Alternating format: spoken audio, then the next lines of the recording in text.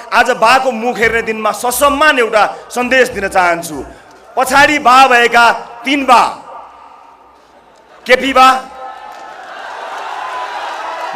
देउबा, नानीका बा, पछाडि बा भएकाहरूलाई ससम्मान बिदा गरौँ, किनकि अगाडि बा भएकाहरू डोजर लिएर निस्किसके।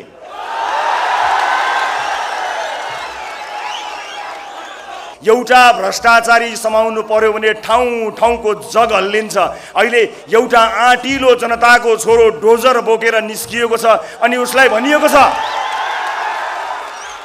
कानुनका छिद्रहरूभित्र छिरेर न्यायालयसम्म पहुँच भएका मान्छेहरूले 2 मिनेट मात्र समय पाएछन् भने अदालत पुगेर त्यो व्यतिथिलाई निरन्तरता दिनेछन्। त्यो बुझेको छोरो डोजर लिएर यसै निस्किएको छैन हो। तपाईको आडमा तपाईको भरमा निस्किएको छौँ हामी। न बसका बस पठाएर तपाईलाई ल्याउने र पुर्याउने व्यवस्था गर्न सक्छौँ, न मासु दिन सक्छौँ, न चिउरा दिन सक्छौँ, न रक्सी दिन सक्छौँ, तर हुर्कतै गरेका तपाईका ससाना छोराछोरीहरूको लागि सानो र सुनौलो भविष्य दिन सक्छौँ। यति चाहिँ म वाचा गर्न सक्छु। नमस्कार। यहाँ उपस्थित सम्पूर्ण आमा बुवा दाजुभाइ दिदीबहिनीहरूलाई म राष्ट्रिय स्वतन्त्र पार्टीको तर्फबाट हार्दिक स्वागत तथा अभिवादन टक्राउन चाहन्छु। आज हाम्रो कुराकानी हुँदै गर्दा पानी पर्यो भने म तपाईसँग भिज्छु, मलाई छाता नउडाउनु होला, तपाईँ पनि छाता नउडी बस्नु होला, पानी पर्न सक्छ। यो सङ्केत हो। हामीलाई मौसम पूर्वानुमान थाहा थियो, तर हामीले अगाडि तय गरेको बाटो यो पानी भन्दा पनि कठिन छ। त्यो कठिन बाटो हिँड्नको निमित्त हामीले आजैबाट अभ्यास गर्नुपर्छ। म तपाईसँगै भिज्नेछु, आज तपाईँ पनि हामीसँगै भिज्नु होला। त्यो एउटा सन्देश आफैमा एउटा जानेछ कि नेपाली जनता अब परिवर्तनको लागि कुनै पनि चुनौतीको सामना गर्न तयार हुनेछन्। आज हामी यो सन्देश राजधानीबाट दिनेछौँ। देशभर पुगेर आयौँ, सातै प्रदेशमा समितिहरू निर्माण भयो र अन्त्यमा सबैका कुराहरू सुनेर हामी राजधानी आएका छौँ। हामीले यो संयोग पारेका होइनौँ, हामीले जानाजान राजधानीको यो ठाउँ छानेका हौँ। र आज खुल्ला मञ्चमा उभिनुको पछाडि एउटा ठुलो कारण छ। यसरी यो खुल्ला मञ्चले धेरै युवा नेताहरू दियो जो आज भूतपूर्व युवाको रूपमा रहनु भएको छ। यो खुल्ला मञ्चले आश गरेको थियो। यो खुल्ला मञ्चले आश गरेका कैयौं नेताहरू आज यो देशको भाग्य बदल्ने ठाउँमा नपुगेका होइनन्, पुगेका हुन्। तर तिनले यो खुल्ला मञ्चलाई धोका दिए। त्यो खुल्ला मञ्चलाई दिएको धोका वर्षौंपछि ठिक गर्नको निमित्त, त्यो हिसाब मिलाउनको निमित्त हामी देशभरबाट खुल्ला मञ्चमा आएका छौँ। त्यो हिसाब मिलाउनको निमित्त उपस्थित आमा बुवा दाजुभाइ दिदीबहिनीहरू, यो खुल्ला मञ्चबाट आएका नेताहरूले यो देशमा ठुलो परिवर्तन दिनुभएको छ। हो, आजका दिनमा आफैले ल्याएको परिवर्तनको रगत पसिना आफैले चुस्नु भएर मात्रै हो, तर धन्यवादको पात्र भने उहाँहरू हुनुहुन्छ। परिवर्तनका लागि उहाँहरूलाई हामी धन्यवाद दिन सक्दछौँ। आज मन ठुलो पारेर, हृदय ठुलो पारेर विशाल मनले यो विशाल सभामा हाम्रा लागि, हाम्रा पुस्ताका लागि विभिन्न कालखण्डमा लडेर राजनीतिक परिवर्तन ल्याइदिनु हुने सम्पूर्ण अघिल्ला बुवा पुस्ताहरूलाई धन्यवाद दिन चाहन्छु। म यही मञ्चबाट जहाँबाट उहाँहरूले ललकारेर परिवर्तनको शङ्खनाद गर्नुभएको थियो। तर हाम्रो दुःख यति हो कि यहाँ गरेको बाचा सत्तामा पुगेर, कुर्सीमा पुगेर बिर्सनुभयो। यति मात्र दुःख लागेको हामीलाई। तपाईहरूको इतिहाससँग हामीले लज्जित हुनु केही पनि पर्दैन, तर वर्तमान यति घिनलाग्दो हो कि भविष्यको कल्पना गर्दा पनि हाम्रो सातो जाने भयो। त्यसकारणले टेलिभिजनको स्क्रिनमा नै रमाएको मान्छे म त्यो स्क्रिनमा हटाउन सकिन र तपाईहरूको साथ समर्थनको लागि यो फोहर सफा गर्नको लागि आएको छु। उपस्थित आदरणीय आमा बुवा दाजुभाइ दिदीबहिनीहरू, टुडी खेल र मेरो एउटा गजबको सम्बन्ध छ। टुडी खेल र मेरो एउटा गजबको सम्बन्ध छ। विवाद र चर्चा दुईटै दिएको छ मलाई टुडी खेलले। मैले लाज नपचेका नकचराहरूलाई भनेको थिएँ। मैले लाज नपचेकाहरूलाई भनेको, तर लाज नपचेकाहरूले आफ्नो लाज अझै पनि नपचाई व्यतिथिलाई निरन्तरता प्रदान गरे। मैले लाज नपचेको भनेर यसै भनेको होइन। टेलिभिजनमा सभ्य शिष्ट मिठो कर्णप्रिय आवाज र 2-4 शब्द नजानेको मान्छे म होइन, त्यति ठुलो विद्वान त होइन, तर मिठा चिल्ला कुरा गरेर दङ्ग पार्न नजान्ने पनि होइन। तर जब जनता कोभिडको महामारीमा मरिरहेका थिए त्यति बेला जनता बचाउने औषधिमा पनि कमिसन खाएपछि म बाध्य भएर भन्न बाध्य भएको छु। हो, टुडी खेलका विषयमा मैले त्यही भनेको हुँ। अब टुडी खेलका विषयमा टेलिभिजनबाट भनेको त्यो किकलाई मैले अब भोटमा बदल्ने निर्णय गरेको छु। त्यो किक भनेको मङ्सिर 4 मा तपाईले खसाल्ने मत हो, त्यसैलाई अब म किकमा परिणत गरेर आफ्नो त्यो भनाइ सच्याउन यहाँ टुडी खेलमा खुला मञ्चमा उभिएको छु कि अब लाज नपचेका नकचराहरूलाई एक जनालाई आउने मङ्सिर 4 गते मतदान मार्फत विदा गर्नुपर्ने भएको छ। आज बाको मुख हेर्ने दिन। मलाई धेरैले भन्नुहुन्छ अघिल्ला पुस्तालाई गाली गरेर मात्र हुन्छ, आफ्ना कुराहरू गर न, आफ्ना भिजन ल्याउ न, गर्न के खोजेको त्यो भन न, के हो तिमीहरूको राजनीतिक एजेन्डा, के राजनीति गर्न खोजेको त्यो भन न, राजनीति सिक न भनेर मलाई धेरैले भन्नुहुन्छ। म भन्छु म राजनीति सिक्दिनँ, मलाई यो राजनीति सिक्नु नै छैन। पानी झमझम परेको बेलामा पिच गरिरहेको छ, सरकारका निकायहरू आँखा बन्द गरेका छन्। पानी पर्दा पिच गर्नुहुन्न भन्ने कुरा जान्नका लागि राजनीति जान्नु पर्दैन। म त्यो राजनीति सिक्दिनँ, मलाई त्यो राजनीति सिक्नु छैन। आज देशका अस्पतालहरूको सुधार गर्नु पर्यो भने कोही अगाडि बढ्दैन, तर उपकरण किन्नु पर्यो भने सबै अगाडि बढ्छन्। एक मान्छेलाई थाहा छ कि यो देशलाई कंगाल एक ककसले गरेका छन्। थाहा पाउँदै पनि कोही पनि बोल्दैन, कोही चुइक्क बोल्दैन। बाहरू भएका छन्, बाहरूलाई सम्मान गर्ने मान्छेहरू छन्, बाहरू अगाडि बढ्दैनन्। तर अब समय परिवर्तन भएको छ। म सबै बाहरूलाई आज बाको मुख हेर्ने दिनमा ससम्मान एउटा सन्देश दिन चाहन्छु। पछाडि बा भएका 3 बा, केपी बा, देउबा, नानीका बा, पछाडि बा भएकाहरूलाई ससम्मान बिदा गरौँ, किनकि अगाडि बा भएकाहरू डोजर लिएर निस्किसके।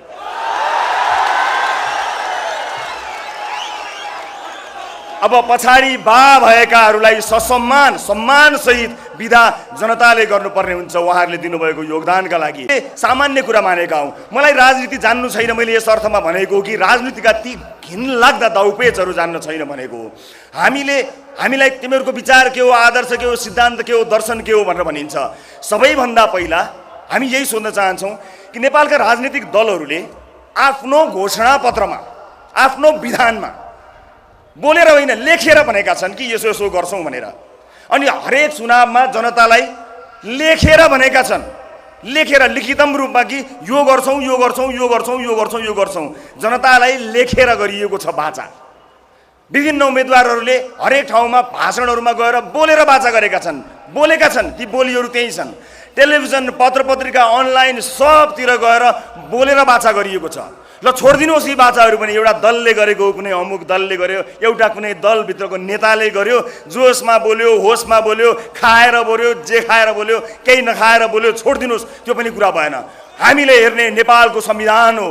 यो देशको संविधानले लेखेरै हामीलाई बाचा गरेको छ कि नागरिकको स्वास्थ्य यस्तो हुनुपर्छ, नागरिकको शिक्षा यस्तो हुनुपर्छ, नागरिकको सुरक्षा यस्तो हुनुपर्छ, महिलाको सुरक्षा यस्तो हो, बालबालिकाको स्वास्थ्य र सुरक्षा यस्तो हो, पूर्वाधारहरू यसरी बन्नुपर्दछ, समाजमा मानवाधिकारको अवस्था यो हुनुपर्दछ, हरेक छोरीहरू सुरक्षित हुनुपर्दछ भनेर नेपालको संविधानले तपाईँ हामीलाई लेखेर बाचा गरेको छ। हो, राष्ट्रिय स्वतन्त्र पार्टी कुनै दलका कुनै मान्छेले गरेको बाचाको हिसाबहरू नमाग्ला, तर संविधानले लेखेर भनेको कुराको रक्षा गर्नको लागि कोही न कोही चाहिने भएको छ। हामीलाई दलको घोषणा पत्रमा अब विश्वास भएन, हाम्रो पनि विश्वास नगर्नुहोस्, केही छैन। तर नेपालको संविधानले विभिन्न कालखण्डमा मानिसले रगत बगाएर ल्याइएको नेपालको संविधानले लिखितम रूपमा एउटा बाचा गरेको छ। हो, त्यही बाचा पूरा गर्न जान्दछौँ भनेर हामी राजनीतिमा आएका हौँ। अरू राजनीति नजाने पनि त्यति बाचा पूरा गर्नका लागि हामी राजनीतिमा आएका छौँ र मलाई विश्वास छ हामी यो राजनीतिक यात्रामा राजनीति नजान्दै जनसरोकारका विषयहरूलाई साथ लिएर अगाडि जानेछौँ। अब यहाँ के राजनीति सिकौँ हामीले, जहाँ सहरमा एउटा सडकमा बत्ती बलेको चिज राष्ट्रिय समाचार बन्छ। हामी त्यति दरिद्र भयौँ। आज सडकमा एउटा बत्ती बल्यो भने, एउटा ट्राफिक लाइट बल्दा राष्ट्रिय समाचार बन्ने गरी दरिद्र बनाइएको छ हामीलाई। अनि नयाँ पुस्ताले तपाईहरुबाट भएन भन्दा राजनीति सिकेर आऊ, तिमीहरूको दर्शन के हो भनेर भनिएको छ। एउटा भ्रष्टाचारी समाउनु पर्यो भने ठाउँ ठाउँको जग हल्लिन्छ। अहिले एउटा आँटिलो जनताको छोरो डोजर बोकेर निस्किएको छ अनि उसलाई भनिएको छ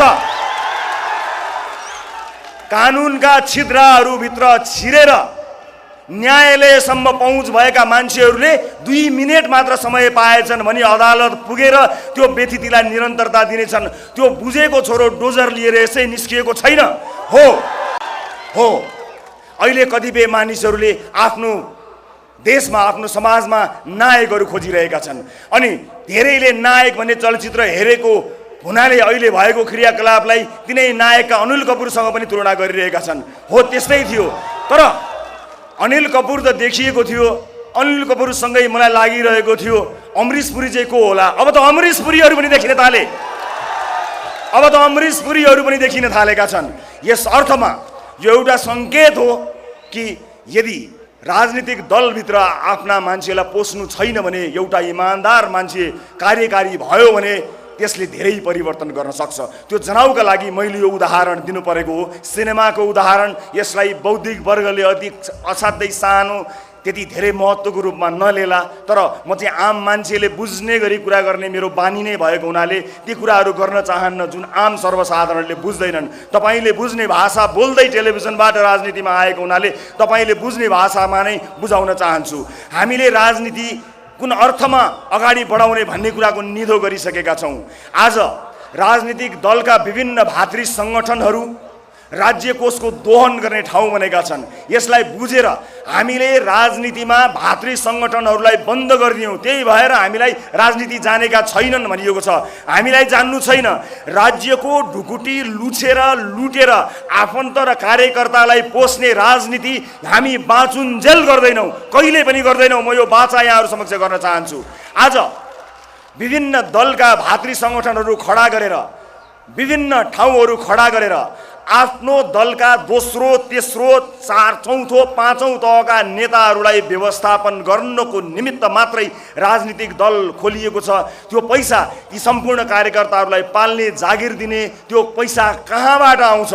त्यो पैसा उनीहरूको व्यक्तिगत सम्पत्तिबाट गएको छैन। त्यो पैसा तपाईले र हामीले दुःख गरेर काम गरेको ट्याक्सको पैसा गएको छ र त्यो पैसाबाट राज्य कोष दोहन गरेर आफ्ना दलका कार्यकर्ताहरू पालिएका छन्। हामीले त्यसलाई बन्देज गर्यौं। राष्ट्रिय स्वतन्त्र पार्टीमा अघि श्रद्धेय मदन राईज्यूले भन्नुभयो जस्तो एउटा पनि मान्छेले झोला बोक्नु पर्दैन, हामीसँग कार्यकर्ता छैनन्। हो, शुभचिन्तक छन्, तपाईँ जस्ता शुभचिन्तक जसले पानीको एउटा घुटको पनि नपिइकन आज परिवर्तनको लागि आउनु भएको छ नि। तपाईको बलमा राजनीति गर्दैछौँ हामी, तपाईको आडमा, तपाईको भरमा निस्किएको छौँ हामी। न बसका बस पठाएर तपाईलाई ल्याउने र पुर्याउने व्यवस्था गर्न सक्छौँ, न मासु दिन सक्छौँ, न चिउरा दिन सक्छौँ, न रक्सी दिन सक्छौँ। तर हुर्कतै गरेका तपाईका ससाना छोराछोरीहरूको लागि सानो र सुनौलो भविष्य दिन सक्छौँ। यति चाहिँ म बाचा गर्न सक्छु। यति भए पुग्छ भने आउनुहोस् हामी सँगसँगै यात्रा गरौँ। यो यात्रामा तपाईँ हामीलाई साथ दिनुहोला। मलाई त धेरै गाह्रो छ। टेलिभिजनमा काम गरिरहँदा हरेक दलका व्यतिथि र गलत क्रियाकलाप गर्ने नेतृत्वलाई खबरदारी गरेको छु। मेरो आफ्नो भन्नु कोही पनि छैन। पार्टीभित्र पनि परिवारवादलाई बन्देज गरिएको छ। आफ्नो भन्नु कोही पनि बोकेको छैन। आज नेपालको मूलधार सञ्चार माध्यमले पनि मलाई कहिले पनि आफ्नो मानेको छैन। त्यसको मेरो आफ्नै दुःखहरू छन्। त्यो दुःख कुनै दिन कुनै चौतारीमा बिसाउँला। यति हो कि यो क्षेत्रको श्रीवृद्धिका लागि संसारमै सबैभन्दा लामो टक सो सञ्चालन गरेर विश्व कीर्तिमान राखेर आफ्नो देशको नाम र भगवान गौतम बुद्धको नाम राख्ने अवसर पाएको थिएँ। तर मलाई मेरो क्षेत्रले कहिले पनि त्यसको अलिकति मलाई हक लाग्ने जति पनि माया दिन सक्दैन। अवसर पायो भने मलाई अपमानित गर्न, अवहेलित गर्न खाँदैको भात छोडेर पनि आउँछ। मेरो आफ्नो भन्नु धेरै कोही छ भने तपाईहरू मात्रै हो। किनभने हरेक दलभित्र त्यस दलभित्रका व्यथिति र विसङ्गतिभित्र बोलेको हुनाले हत्तपत्त म रुचाइने मान्छेमा पर्दिनँ। कुनै न कुनै दल र कुनै न कुनै नेताको तारो बनेको छु। आफ्नै क्षेत्र सञ्चार क्षेत्रले पनि त्यति न्यानो माया गर्दैन। अब मसँग बाँकी रहेको साहस के थियो र? राजनीतिमा आउनुभन्दा अगाडि मैले धेरै सोचेँ, धेरै विचार गरेँ। मैले कसलाई राखेको छु र? हर क्षेत्रको व्यथितिका बारे कुराकानी गरेको छु। बाटाहरू कमजोर बने, किन यस्तो बाटो बनाएको भनेर कमजोर बाटो बनेको पिच हातैले उक्याएर देखाएको छु। ती मान्छेहरूले मलाई किन साथ दिन्छन् होला? तिनको परिवार आफन्त र कम्पनीले मलाई किन भोट हाल्छ होला? म सोचिरहन्छु। एउटा सुधार गृहमा नेपालीहरूलाई पिसाब चटाएर राखेका ठाउँहरूमा गएर उनीहरूलाई उद्धार गरेर आएको छु। तिनका मान्छेहरू आफन्तहरू कति सल्बलाएका होलान्, तिनले मलाई किन आफ्नो भन्ने होला, मेरो भन्नु को छ र भन्ने लागेको थियो।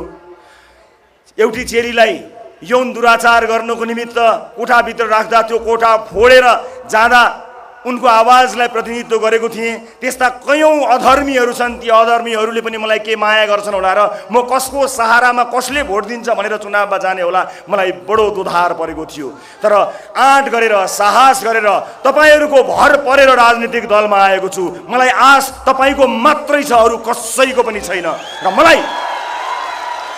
मलाई आश भरोसा तपाईँको मात्रै छ, अरू कसैको पनि छैन। र तपाईँको आश र भरोसा भए मलाई कसैको आश भरोसा पनि चाहिँदैन। मात्र तपाईँको साथ हौसला मिलिरहोस्। आज आम जनताबाट बाहिरिएर चुनावका माध्यमबाट र आफै तोडफोड भएर टुटेर फुटेर दलहरू टुक्रा टुक्रा भएर सानो भएका छन्। सानो भएका दलहरू एक्लै होइन, मिलेर चुनाव लड्नका लागि आएका छन्। हो, व्यथिति जोगाउनको निमित्त, देशमा अराजकता भयो भने न्याय जोगाउनको निमित्त, संविधानको रक्षाको निमित्त आवश्यकता पर्दछ। दलहरू मिल्नु पर्दछ, गठबन्धन हुनुपर्दछ। तर आम चुनावमा टुक्रा टाक्री परेका 5-5वटा दल, 6-6वटा दल मिलेर एक भएर त्यसरी जनतामा जानु भनेको ठगी हो। यस्तो ठगीलाई नेपाली जनताले अनुमोदन गर्नु हुँदैन। एक्लै आउनुपर्छ राजनीतिक दल एक्लै आउनुपर्छ। 165 ठाउँमा अहिले हिसाब गरेको देखेको थिएँ मैले। उनीहरूको गठबन्धनकै दाबी नै जोड्दाखेरि 233 जना त उहाँहरूको पुग्नु भएछ, जबकि उहाँहरूलाई थाहा छ कति ठाउँ बाँकी, जम्मा 165 चाहिन्छ भनेर। अब उस्तै पर्यो भने यी सबै दल मिलेर आफूलाई जति सिट चाहिने हो संशोधन गरेर त्यति नै सिट संसदमा बढाउन समेत सक्नेछन्। हामी होसियार हुनुपर्नेछ। उपस्थित आमाबुवा दाजुभाइ दिदीबहिनीहरू, हामीले परिवर्तनका बारेमा हामीले बारम्बार भन्दै आइरहेका छौँ। विधिको शासन सबैभन्दा महत्त्वपूर्ण कुरा हुन्छ। आज हामीलाई राजनीति सिकेर आऊ भन्ने मान्छेहरूलाई म एउटा मात्र प्रश्न गर्न चाहन्छु।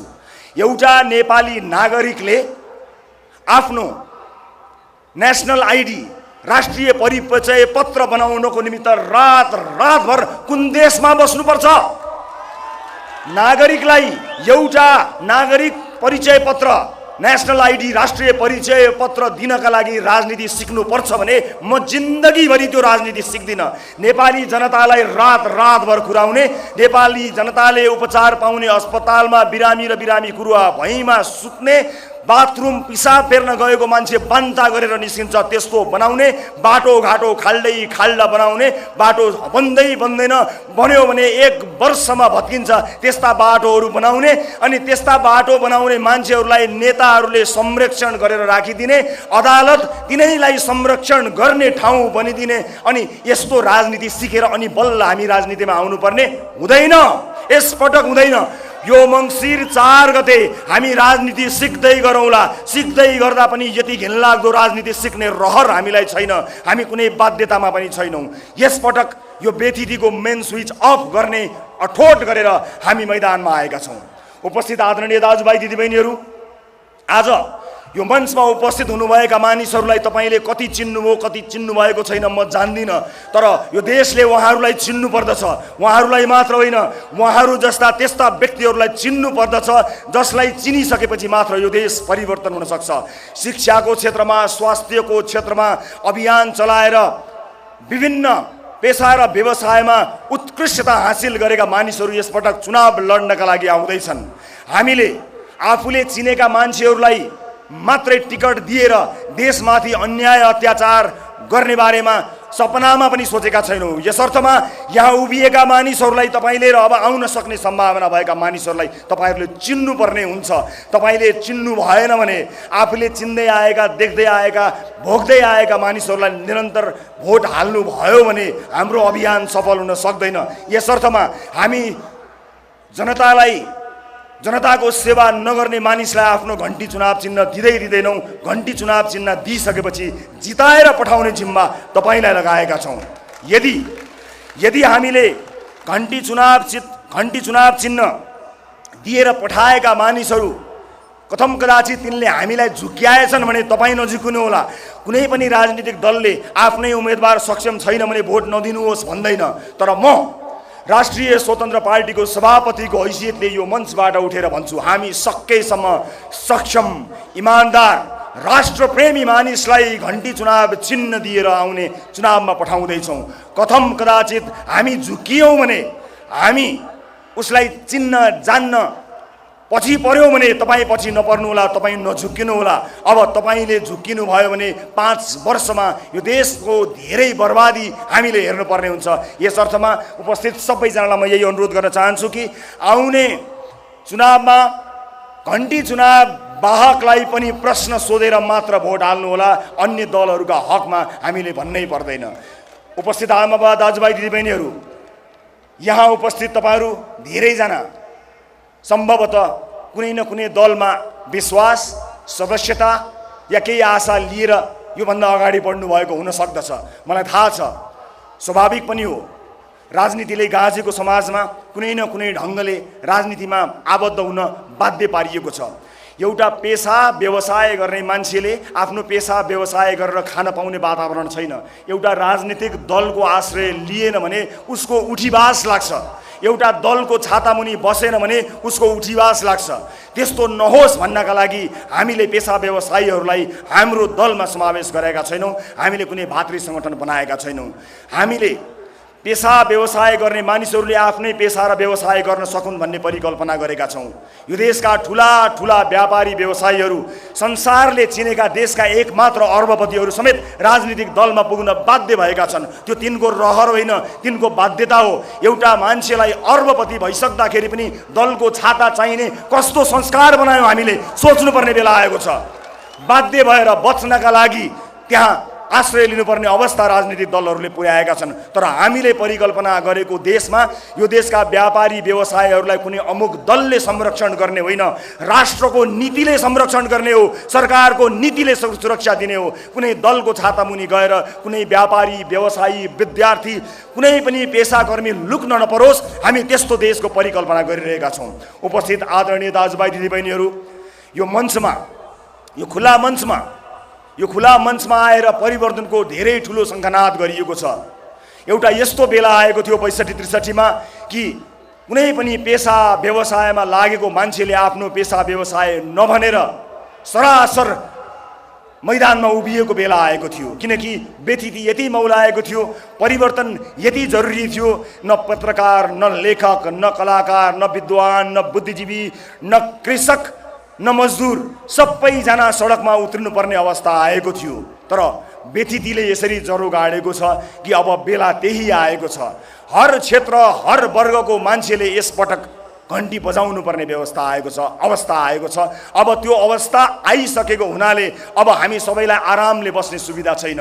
म आज एउटा मन खोलेर एउटा कुरा भन्न चाहन्छु। राजनीतिमा आउने नआउने भन्ने बारे विगत लामो समयदेखि विचार विमर्श गर्दै आएको मान्छे हुँ। यद्यपि राजनीतिबाट मात्र हस्तक्षेप हुन्छ र प्रदेश परिवर्तन गर्न सकिन्छ भन्ने आशयका मेरा 10 वर्ष अगाडिका भिडियोहरू यहाँहरूले युट्युबमा अहिले पनि हेर्न सक्नुहुन्छ होला। त्यो हुटहुटी हिजैदेखि लागिआएको थियो। तर यसबीचमा धेरै मानिसहरूसँग मेरो चर्चा, धेरै मानिसहरूसँग मेरो कुराकानी, सरसल्लाह नभएको होइन। आज तपाईँले मिल्नुस्, जसरी पनि मिल्नुस् भन्ने मान्छेहरूसँग मैले एक पटक होइन, 2 पटक होइन, पटक पटक कसैसँग दर्जनौं पटक बैठक गरेको छु। तर बैठकको निष्कर्ष, मिटिङको निष्कर्ष, भेटघाटको निष्कर्ष एउटै निस्किन्छ कि अर्को भेटघाट कहिले गर्ने। अब म त्यस्तो भेटघाटमा विश्वास राख्दिनँ। यो दल मेरा लागि, मेरो परिवारका लागि, मेरा साथीका लागि, मेरा सदस्यका लागि होइन, तमाम ती परिवर्तन चाहने नेपालीहरूको लागि हो। जो कोहीका लागि पनि राष्ट्रिय स्वतन्त्र पार्टी खुल्ला रहेको छ, खुल्ला भएर राष्ट्रिय स्वतन्त्र पार्टीमा आउनुहोला। राष्ट्रिय स्वतन्त्र पार्टीको कुनै पनि नेताले कसैलाई पनि टिकट खल्तीबाट दिँदैन। सक्षम मान्छेले प्राइमेरी चुनाव जितेर उम्मेदवार हुन पाउने व्यवस्था छ। आज सदस्यता लिएको साधारण सदस्यले भोलि पार्टीमा मसँग सभापतिमा चुनाव लडेर मलाई हराओस्, म त्यस्तो मान्छेको खोजीमा रहेको छु। आफ्नो कार्यकाललाई 2 कार्यकालभन्दा लम्ब्याउन नपर्ने व्यवस्था हामीले हाम्रो विधानमा बनाएका छौँ। हामी कसरी फरक छौँ, एउटै हौ तिमीहरू भन्नेहरूलाई हाम्रो प्रश्न यही छ, हामी एउटै होइनौँ। आजको युग डिजिटल युग हो। अहिले हामी पार्टी निर्माणको चरणमा छौँ र तपाईँहरू यति धेरै मानिसहरूलाई एक ठाउँमा हामीले भेला गर्नु परेको हो। अन्यथा हामी अब फिजिकल होइन डिजिटल भेटघाटमा विश्वास गर्नुपर्दछ भनेर हामीले डिजिटल डेमोक्रेसीको अभ्यास ल्याएका छौँ। विभिन्न मुद्दाहरूमा आम सर्वसाधारणको भनाइ राख्नको निमित्त र केन्द्रीय समितिको निर्णयलाई साधारण सदस्यको बहुमतले उल्ट्याउन सक्ने गरी पार्टी भित्र नै हामीले आन्तरिक लोकतन्त्रको विकास गरेका छौँ। परिवारवादलाई निषेध गरेका छौँ। एउटै परिवारको 2 वा त्योभन्दा बढी सदस्य पार्टीको एउटै समितिमा बस्न नसक्ने बनाएका छौँ। श्रीलङ्काले जनाउ घन्टी दिएपछि हामीले पनि हाम्रो पार्टीभित्र घन्टी बजाउनुपर्छ भनेर यस्ता प्रावधान हामीले राखेका छौँ। उपस्थित आदरणीय आमा बुवा दाजुभाइ दिदीबहिनीहरू, हामी धेरै कुरा भन्नका लागि बोल्नका लागि यहाँ आएका पनि होइनौँ र म त विशेष गरेर टेलिभिजनमा यो मान्छेले यहाँ यसरी खायो भनेर प्रमाणसहित, भिडियोसहित, अडियोसहित देखाउँदै आएको मान्छे मलाई अमूर्त गफ भएका भाषणहरूमा असाध्यै डर लाग्छ। त्यस्ता भाषण कलामा म निपुण छैन र त्यो भाषण कलामा निपुण हुने चाहना पनि छैन। तर कुरा यति हो कि सीमित स्रोत साधनका रूपमा एउटा संसारकर्मीका रूपमा कयौँ व्यतिथिको विरुद्ध तपाईँ विरुद्ध लड्दै आएको हो। तपाईलाई अन्याय पर्दा, तपाईलाई अप्ठ्यारो पर्दा, तपाईलाई गाह्रो हुँदा, तपाईले आफ्नो जाने ठाउँ नै पाइन भन्दै मेरो रवि भाइ छ, मेरो रवि दाइ छ, मेरो रवि छोरो छ, मेरो रवि भतिज छ भनेर जसरी तपाईँ टेलिभिजनमा आउनुभएको थियो, अब आउने मङ्सिर 4 मा तपाईले हाम्रो टिमलाई नै विजयी गराउनु भयो भने तपाईको जाने ठाउँ हुनेछ। तपाईँ जाने ठाउँ हुनेछ मात्र होइन, त्यस्ता ठाउँहरूको आवश्यकता नपर्ने गरी 24 घण्टा नागरिकको सेवा गर्ने त्यस्ता केन्द्रहरू स्थापना गरेर हामी तपाईँको आँसु पुस्न तपाईँको ठाउँमा हुनेछौँ। यो मैले यहाँ उभिएर गरेको वाचा हो, भाषण होइन। यसको एक एक शब्दको हिसाब मसँग तपाईँहरूले जहिले पनि माग्न सक्नुहुनेछ। म त्यो वाचा गर्नको लागि आएको छु। आज टेलिभिजनबाट निस्किँदै गर्दा आम मान्छेहरू कयौँको समस्या हामी देखिरहेका छौँ। उहाँहरूलाई धेरै दुःख परिरहेको छ। कतिपय साथीहरूले त्यसलाई निरन्तरता दिइरहनु भएको छ, कतिपय साथीहरूले जान पाइएन, हाम्रो आवाज अलि बुलन्द भएन भन्नुभएको छ। याद राख्नुहोला, यदि यो यात्रामा सफलता मिलेन भने ती तमाम दुःख पाएका मानिसहरूको जाने ठाउँ बन्ने छैन। ती सम्पूर्ण दुःख र अन्यायमा परेका आम दाजुभाइ दिदीबहिनीहरूको एउटा यस्तो थलो, त्यो सरकार बनोस् भनेर सुरुवाती दिनदेखि नै सिंहदरबारको त्यो गेटलाई आम सर्वसाधारणका लागि खोल्ने प्रतिबद्धता हामीले गरेका छौँ। सिंहदरबारको त्यो ढोका जनताका लागि खोल्नुपर्छ। त्यो खोल्ने दिन हामीले मङ्सिर 4 का रूपमा लिएका छौँ। उपस्थित आमा बुवा दाजुभाइ दिदीबहिनीहरू, यो मञ्चमा धेरै आशा बोकेर विभिन्न राजनीतिक दलको आह्वानमा कयौँ मानिसहरू आएर जम्मा भएका छन्। आज हामीले सामान्य आह्वान गरेका हौँ र त्यो सामान्य आह्वानलाई सिरोपर गरेर तपाईहरू यहाँ उपस्थित भइदिनु भएको छ। यो हाम्रा लागि तपाईले लगाउनु भएको गुण हो, यो ऋण हो।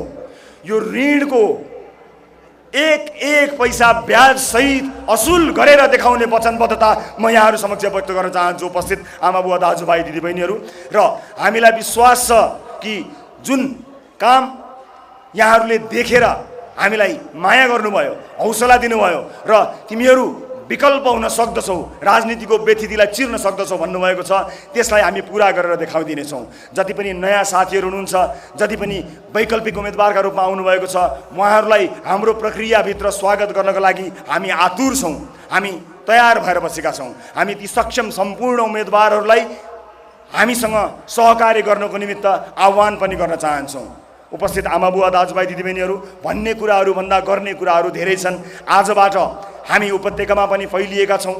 उपत्यकामा फैलिएसँगै अब हाम्रो आफ्ना साथीभाइहरू पनि हुनेछन्, उहाँहरूका माध्यमबाट तपाईँ हामीसँग आबद्ध हुनुहोला। केही बेरपछि बन्द सत्र सुरु हुनेछ। उपत्यकाका विभिन्न जिल्लाहरू र पालिकाहरूमा सहभागी हुने चाहनेहरूको हामीलाई आवश्यकता पर्नेछ। पार्टीसँग सँगै सहकार्य गर्ने तपाईँहरूको आवश्यकता हामीलाई पर्नेछ। त्यससँगै हामी एउटा यस्तो लोकतान्त्रिक पद्धतिबाट पार्टीलाई अगाडि बढाउन चाहन्छौँ, त्यसमा तपाईँहरूको सहभागिताको हामीले अपेक्षा गरेका छौँ। आज यहाँ आएर तपाईँहरूले बिना कुनै लोभ, बिना कुनै लालच उपस्थित भइदिएर एउटा ठुलो सन्देश दिनुभएको छ। यो सन्देश हाम्रा लागि ऊर्जा हो, आशीर्वाद हो। अनि विभिन्न ठाउँमा बसेर बाआमाहरूले हामीलाई त्यसै गरी माया र हौसला दिइरहनु भएको छ। संसारभरि रहनुभएका विभिन्न महानुभावहरूले हामीलाई त्यहीबाट विजयी भव भनेर पनि आशीर्वाद दिनुभएको छ। तपाईहरू सबैलाई हामी धन्यवाद दिन चाहन्छौँ। अब आउँदै गरेको निर्वाचनमा हामी कटिबद्ध भएर प्रतिबद्ध भएर अगाडि बढ्नुपर्ने भएको छ। स्थापित दलहरूले विभिन्न निर्वाचनमा विभिन्न कार्यहरू गरेका छन्। निर्वाचनहरूमा के हुने नहुने काम गर्नुपर्दछ भन्ने कुरा जानेका छन्। यस अर्थमा तपाईँहरूले खबरदारी गर्नुपर्ने छ। म यहाँहरू सबैलाई उपस्थितिका लागि धेरै धेरै धन्यवाद दिन चाहन्छु र आगामी दिनमा केही समयपछि चाँडै नै आफ्नो निर्वाचन क्षेत्र र आफ्नो टिमका निर्वाचन क्षेत्र सहित यहाँहरू समक्ष कुनै न कुनै माध्यमबाट जोडिनेछु। यो खुल्ला मञ्चमा बसेर यस अगाडि यहाँ गरिएका बाचाहरू अब पुरा गर्ने बाचा गर्नका लागि हामी उपस्थित भएका छौँ। नयाँ कुनै बाचा होइन, गरिएका बाचाहरूको खबरदारी गर्नको निमित्त आज यो खुल्ला मञ्चमा उपस्थित भएका छौँ। सम्पूर्ण महानुभावहरूलाई फेरि एकपटक हृदयदेखि धेरै धेरै धन्यवाद दिन चाहन्छु। र हामीले हाम्रा सभाहरूमा, हाम्रा कार्यक्रमहरूमा भनेका भनाइहरूको रेकर्ड तपाईँहरूले राख्नुहोला। ती भाषण होइनन्, ती तपाईँलाई हामीले गरेको बाचा हुन्। ती बाचाका एक एक अक्षरलाई हामीले पालना गर्नुपर्नेछ। त्यसका लागि तपाईँहरू तयार रहनुहोला। र विशेष गरेर यही मञ्चमा उभिएर यही टुँडीखेल जोगाउने आन्दोलनको एउटा सहभागी हुने अवसर मैले पनि प्राप्त गरेको थिएँ। मलाई आज गर्व लागेको छ। त्यहीँ उभिएर राजनीतिक यात्राको बारेमा पनि तपाईँलाई बताउन पाएको छु। र अब बर्सातको सम्भावना भएको हुनाले बन्द सत्रको बारे जानकारी साथीहरूलाई अर्को सूचनाबाट हुने जानकारी आएको छ। बन्द सत्रमा सहभागी हुन चाहनेहरूले हामीलाई सम्पर्क गर्नुहुनेछ भन्ने विश्वास लिएको छु। यति भन्दै म आज आफ्नो भनाइ यहीँ टुङ्ग्याउँछु। हाम्रो यात्रा सुरु भएको छ। मङ्सिर 4 मा गएर यो यात्रा ब्यालेट बक्समा गएर मात्र टुङ्गिनेछ। सबैको जय होस्।